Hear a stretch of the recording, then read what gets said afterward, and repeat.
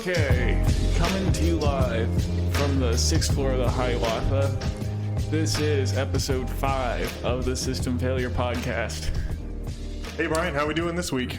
Oh, pretty good. As always, I'm ready to discuss the topics of, Platonism and socialism and other mind-bending ideas. With our dear podcast listeners, should I jump right into that at the top? Or do you have anything you'd like to lead with?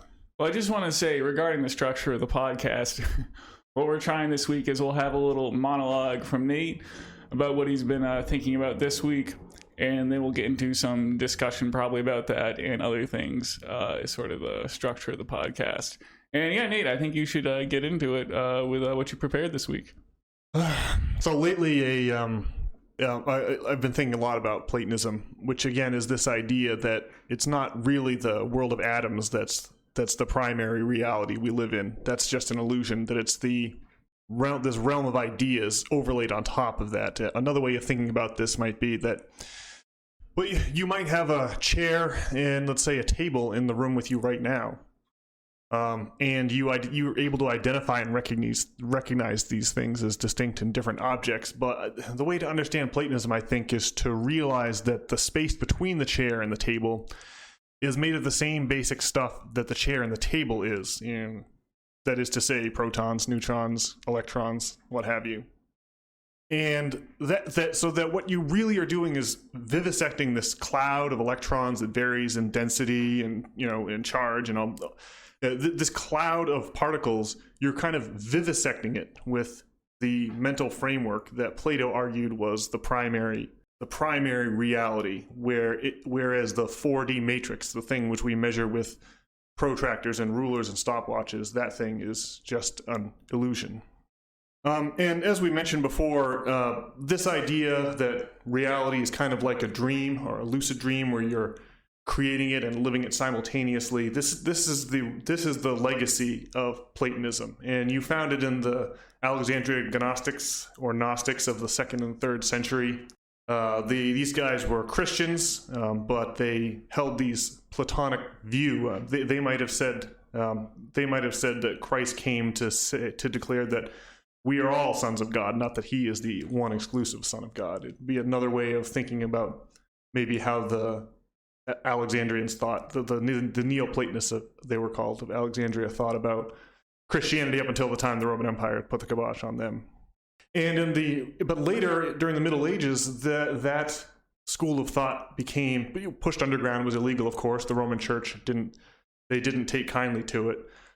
But that really became the tradition of magic, which was, again, the idea that if reality is like a dream that you're simultaneously creating and experiencing, that you can then because if you wake up and realize that as a dreamer, they say you're lucid dreaming, and then your dream, which the realization that the dream is emanating from your own mind, in other words, waking up from that illusion of being merely an observer instead of an objective observer, instead of party to the act of the creation of the dream world itself, that illusion shatters. You realize you're lucid dreaming, and that makes the dream, it admits of some manipulation on your part because of that realization.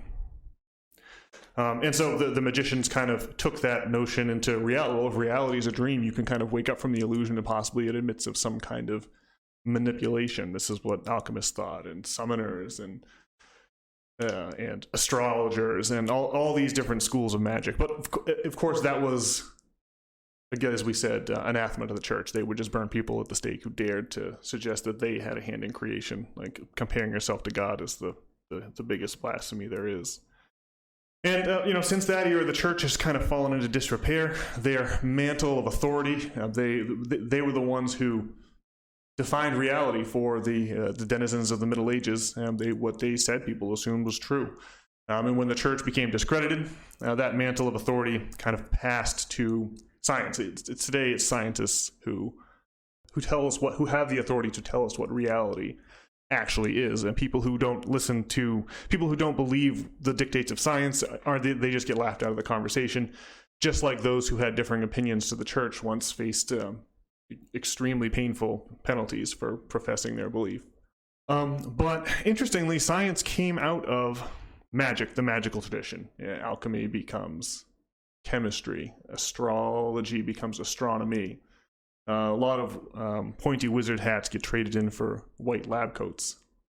Science lacks during that transition, science lost the Platonic insight, the thing that had been so integral to the Neoplatonists of Alexandria and to the magicians of the Middle Ages. And science kept the old idea of the church that you're a mind wandering around inside a large, vast creation versus being a part of creating that creation and walking around in it at the same time. And so that really leads us into just a quick touch of the history of science. Why would I want to do that? Well, because when you go down the list of all the great scientific advances in history, it really you would think it would be a very sober story about gathering evidence and thinking carefully and making, and not going too fast and making careful calculations and coming to good conclusions. But it's really a story of angelic visitations and fever dreams and summoning of the devil that really was wild beyond belief. You would think the history of science would reflect the sober way the scientists, tell us, the very clear and the measured way that they tell us what is and isn't true and take their role seriously as arbiters of reality. You'd think their history would reflect that, but no, it's a comical series of wild stories. So let's start in. Of course, we have René Descartes. This guy is, we remember him from elementary school.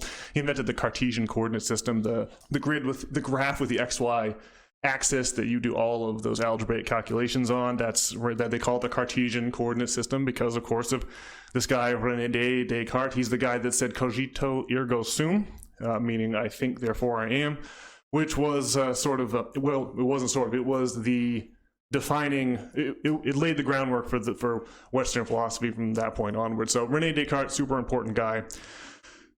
In 1619, he's holed up in a little shed. He was involved in the military. I guess he was a sellsword or a mercenary. And this was the opening salvos of the 30 Years' War. He was involved in that. So it's now at 1619, and he's traveling across Europe with his military outfit, and he's staying in this shed. And it's snowing outside, and he's got this stove going in there, and he ends up having. It's hard to tell. His biographer said he was visited by angels that told him that the conquest of nature was to be found in measure and number, which led him later to, which is what he, according to his biographer, said was the thing that allowed him to establish the Cartesian coordinate system. His Wikipedia entry refers to the incident as a case of exploding head syndrome, which I guess is when you're in a near sleeping, or when you're in that twilight between being asleep and being awake, and you hear loud. Apparently you can have audio hallucinations, including loud noises, and so I'm not sure, why the Wikipedia says he had a case of exploding head syndrome, but there doesn't seem to be any real controversy at all that it was a wild vision that old René Descartes had that allowed him to lay the foundation stones of Western philosophy as we understand it today. Another interesting thing that happens a couple of times in the history of scientific discovery, is that two people independently make the same scientific discovery at the same time. Lends idea to Plato's notion that ideas are out there, have a life of their own, floating out there in the ether until they're where we need them and they pop into our heads, and that's how we recognize our table, that's how we recognize our chair. But it's interesting that calculus was invented by two guys at the same time. A German dude named Wilhelm Gottfried von Leibniz, and of course, in England, Sir Isaac Newton, who was a character in and of himself. He was born on December the 25th and sought to emulate or be as close to Jesus as possible. He died celibate. He died a virgin, I guess, trying to be as Jesus-like as he possibly could. But he, of course, formalized the laws of gravitation, and co-invented calculus with Leibniz. And calculus is one. If you just watch a YouTube video on your basic calculus, if you don't If you haven't ever been able to understand the insight, do yourself a favor, watch a 15-minute YouTube video on calculus. It's like looking into the mind of genius. I can't imagine how smart you'd have to be to invent something like that. But once you know, you know. Isaac Newton, of course, was a noted alchemist too, in addition to wanting to be like Jesus. And you can tell that his beliefs are kind of Gnostic, just by the fact that he wanted to emulate Jesus. Another famous co-discovery was a man named Alfred Russel Wallace, who was a British scientist. He was on an expedition in Indonesia. He got malaria. He fell into a fever, got swept up to a mad fever dream. And when he woke up from the dream, he had the idea of the evolution as a explanation for the physical form that species manifest in. And he was so excited about this idea, he dashed off a letter to his good friend Charles Darwin back in London. And when Darwin got the letter, he was astonished because Darwin was halfway through writing his Origin of the Species. And for a long time, for decades, I guess, the theory of evolution was not called the Darwinian theory of evolution. It was the Darwin-Wallace theory of evolution. But then later in life, because of this crazy incident in the fever dream that led him to have this breakthrough, Wallace just developed an embarrassing to the stodgy, stiff-cravated Victorian scientific community he was a part of. He developed an interest in spiritualism and the occult, and so they had to kind of take his name down, and it just became the Darwin theory of evolution after that. And that, of course, is what we learned in school. Another good example, August Kukule. This is a German, I guess, pharmacologist. I'm not exactly sure what he's involved in, like proto-pharmacology. He discovers the ring-like structure of the benzene molecule, which is the basic for all organic chemistry. And when he's asked what happened, how did you come up with this idea, he said he was in a reverie or a daydream, and he dreamt of the Ouroboros, which is the old alchemical symbol of the snake eating its own tail. And that led him to that led him directly to visualize the benzene ring molecule chain, which is, I think it's 8 carbons and 8 hydrogens. I can't remember even my most basic organic chemistry. But the idea is it resembles the snake eating its own tail, which is something you can see in the Palazzo Vecchio in Florence. The Medicis would have their artists they patronized, put the Ouroboros in the pictures. They really flirted with, they were in open conflict with the Vatican at that time, and they really flirted with open revolt against things the Vatican had historically called a heresy. Anyhow, one more example.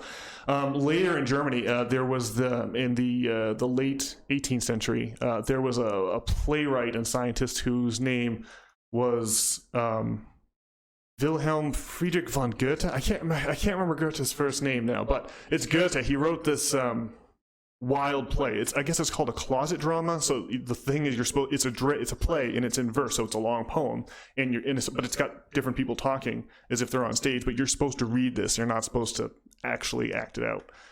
But anyhow, it's the story of Faust, who there is actually, I guess, records of this person, Faust, who was capable of all kinds of amazing tricks and had purportedly sold his soul to the devil. He was wandering his way across Europe. There's, I guess, 2 different guys it could potentially have been that have this name. But at any rate, it's also a famous play by Christopher Marlowe, who was a contemporary and competitor of William Shakespeare. He wrote this play, Faust, about the same idea, a man who gets extraordinary powers by selling his soul to the devil. So this German play apparently was the favorite of a guy named Nikola Tesla. And 100 years after Goethe writes this play, Nikola Tesla memorizes it, and he's thinking about this whole concept of selling your soul to the devil. And that's when he thinks of when he realizes that alternating current is going to be the technology by which you can propagate electricity over long distances. So in this case, it might be true to say that we might not have the electrical grid as we know it today if it weren't for Goethe's insane poem about selling your soul to the devil. And I mean, it's interesting, electricity in so many ways. Like, think about how electronics are affecting us, our iPads, televisions, all the ways in which we've gained a much bigger window into the world, but at what cost? Maybe it is a little like selling your soul to the devil. Well, that's all very interesting, and it's wild how much angelic visitations and demonic summonings and infernal contracts with the devil and other things like that have to do with the history of science. But there's those are some of the biggest highlights in its history, and it's really funny to note just how wild a history that really is. And one final note: all this talk on the devil makes me think once again of the Catholic Church. You have to understand the church, they had to have their monopoly on Jesus being the only way that you could access heaven, because they were selling sin remission. They had a scam going on where you paid them for God's forgiveness. And people who were believers of the magical tradition, who considered themselves to be co-partners with God in the act of creation, aren't going to be likely to pay the church to have God forgive them of sin. So it had to be this blasphemy that comparing yourself to God is just absolutely unforgivable, and you have to be burned alive at the stake in order to make sure that people didn't spread that idea. Platonism, in other words, was very bad for business, and that explains a lot of why we think the way we do in the 21st century here in the good old US of A. So that's my little TED talk for today, Brian. Any immediate reactions, or have you got another subject to turn us to? Well, one thing about Platonism that I've been thinking about is that, well, Hulk Hogan was on the Joe Rogan podcast, and he was talking about how, like, Hulk Hogan, the character, like, improved him as a person. Wow, that's interesting. Yeah, he was just, he was out there abusing drugs and whatnot on the road. And then, like, he was doing the Make-A-Wish Foundation for kids. And just the character of Hulk Hogan, I don't know, it made him become, like, a better person. And so I think that's kind of like a platonic idea. Yeah, definitely. It's like the idea, he conjured up this ideal, and it, like, took a positive ideal and took possession of him. I guess by his testimony, improved his life. I saw the Hulkster's name pop up on the podcast feed, but I didn't give it a listen. I'm glad you did. That's a really good example. Well, actually, it goes on, you see. Wow, okay.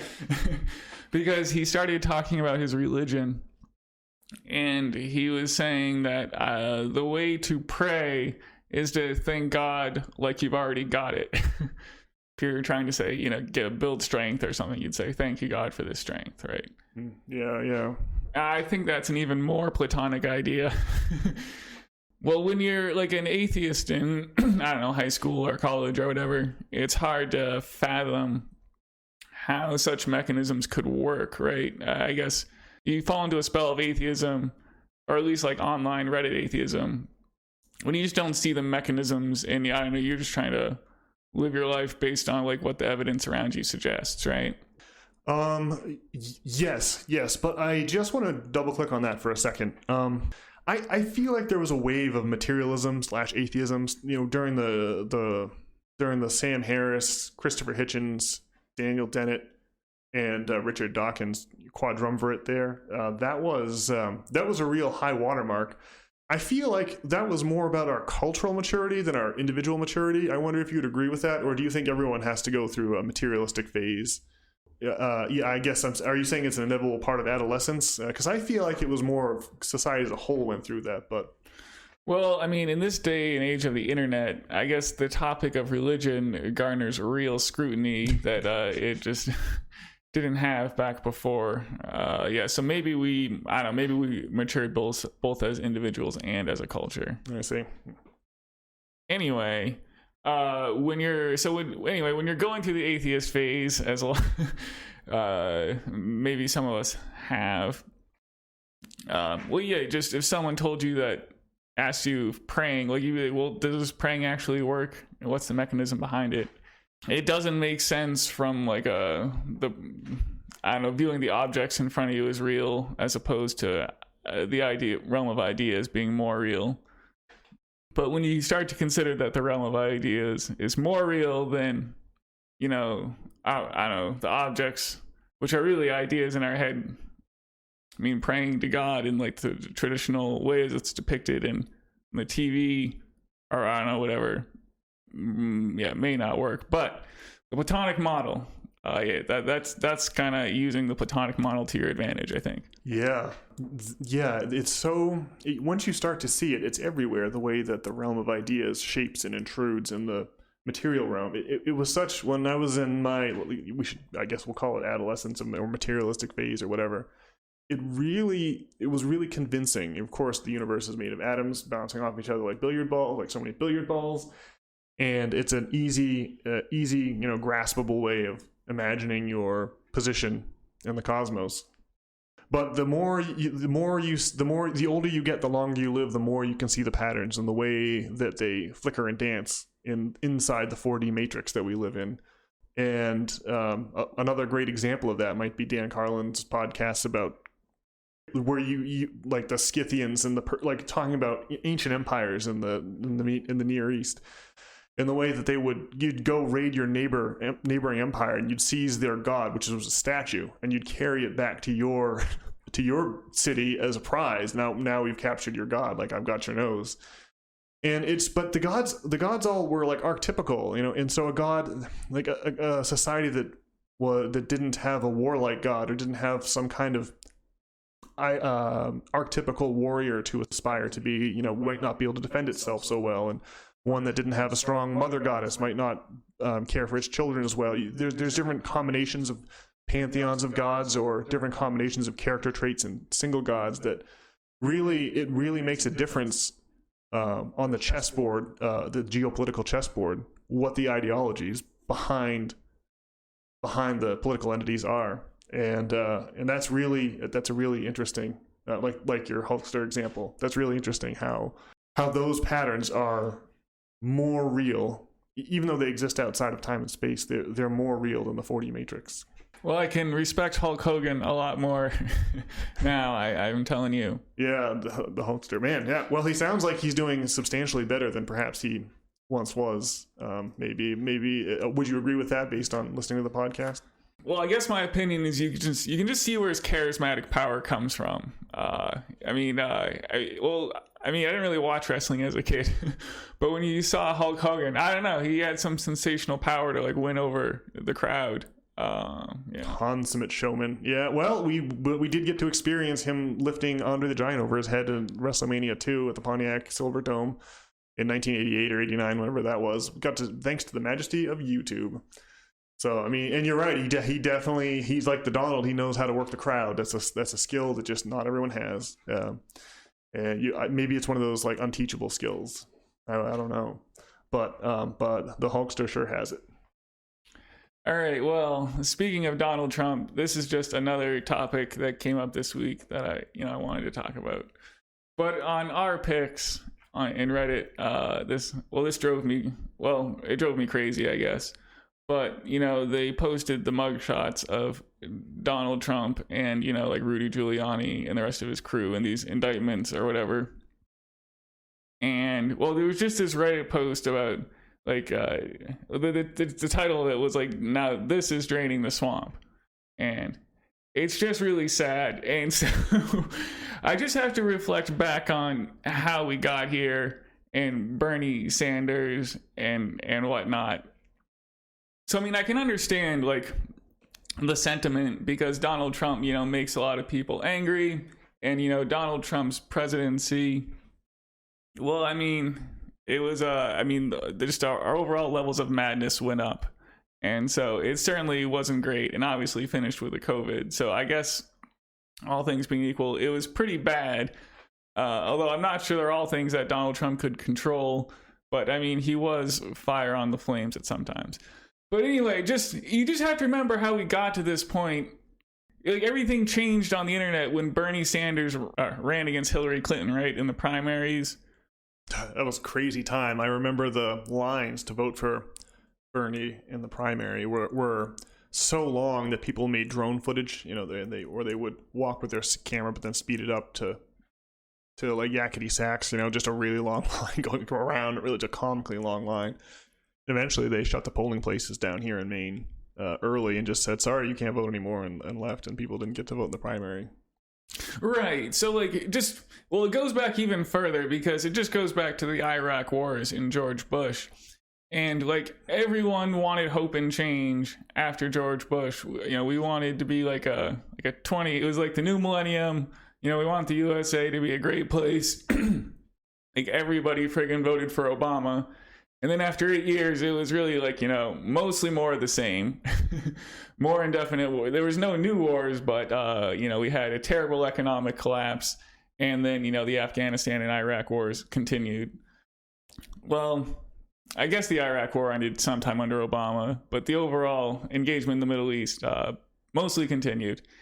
Anyway, so after Obama, well, everyone wanted, Bernie Sanders. And, well, we were denied Bernie Sanders, even though he had overwhelming popular support.